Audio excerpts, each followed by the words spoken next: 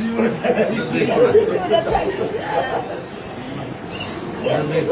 আমি কি করে সারা জীবনে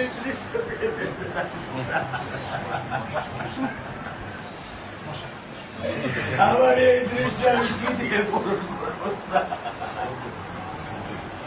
আমার মেয়ে শুক্রবারে আমার সাথে মসজিদে নামাজ পড়ে, আমি তিন নামাজ বাসায় পড়ি স্যার, কারণ ও আমার সাথে নামাজ পড়তে পছন্দ করে। সবচেয়ে আগে যেটা এই মুহূর্তে আমরা করতে চাই সেটা হচ্ছে যে এই অন্যায়ের সাথে যে জড়িত তার বিচার আমরা আগে করতে চাই। দুই উক্ত নামাজ আমি ওকে নিয়ে স্যার আমার বাসায় পড়ি স্যার। আল্লাহ আমি জানি না আল্লাহ তাআলা আমার কোন পরীক্ষা করেছে, এই দুঃখ এই কষ্ট মৃত্যু ছাড়া আমার আর কোনো শেষ নেই স্যার, আর কোনো শেষ নেই স্যার।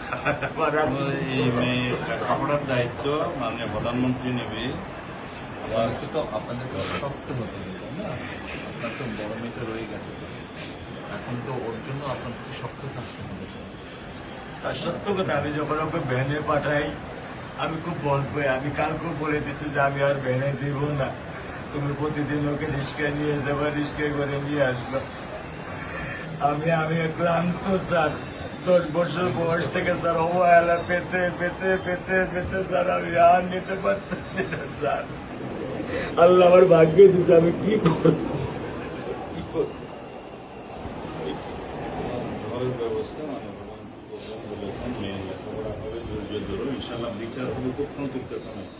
কারণ এটা কি বেশি বলতে পারবো না, কারণ আদালতের বিষয় তো। আমরা চার্জশিট দেবো ইনশাল্লাহ এই 24 ঘন্টার মধ্যে। আমি সত্য কথা বলি, আমার 55 বছর বয়সে আমি এত দ্রুত, এত সুন্দর, এত সুচারুভাবে আমি কখনো দেখিনি। এটা আমি বুঝতে পারছি, এটা তো বুঝতে এটা আমি বুঝতে পারছি স্যার। এটা প্রধানমন্ত্রী চলে আসছেন, এটা আমার সৌভাগ্য। আমি সত্যিকার ভাবে স্যার আমি বলি, আমি এটা স্যার প্রত্যাশা করিনি যে আপনার মতো মানুষ আমার এই 10,000 টাকার একটা ফ্ল্যাটে স্যার আপনি পা রাখবেন, কিন্তু এই বিশ্বাস ছিল যে আপনি 8-10 জন না, যে মানুষ ট্রাফিক সিগন্যালে দাঁড়িয়ে থাকে, নিয়ম মেনে চলে, সে মানুষকে বুঝতে স্যার আমার এইটুকু বয়সে স্যার যথেষ্ট স্যার। স্যার আপনি কি ধৈর্য ধরবেন? আমি ওকে কোনো নিয়ন্ত্রণ করতে পারতেছি না। আপনার সন্তানের এই অবস্থার জন্য যে দায়ী তার বিচার ইনশাল্লাহ হবে, সেটা শীঘ্রই হবে। আর মালিক যে আল্লাহ তাআলা মালিক, ওনার কাছে সাহায্য চান, আল্লাহ রহম করলেন সব কিছু দিতে। মানুষ হিসেবে আমাদের যেটা করার আমরা স্যার মিরপুর 10 নম্বর আইডিয়াল স্কুলে ক্লাস 9 এ পড়েছে। টোটাল ওগুলা নিয়ে চিন্তা করবেন না, ওগুলা ইনশাল্লাহ ব্যবস্থা। আপনি যখন যেহেতু বলেছেন, আপনি আপনার কষ্টের কথা বলেছেন, সেই ব্যাপারে আমরা যেটা আমাদের পক্ষে সম্ভব আপনি কিছু বলবেন? না, আমার স্বামী যেটাই বলছে এটা আমার চাওয়া। স্যার আপনি আমাদের একটু মেহরবানি করে আমাদের খেয়াল রাখবেন, মেহরবানি করে দেন।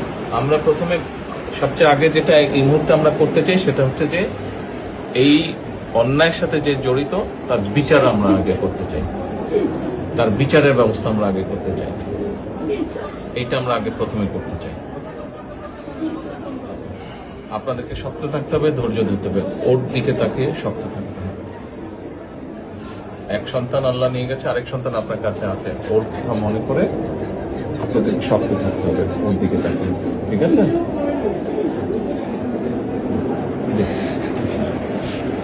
চলে আসেন। হ্যাঁ ভাই।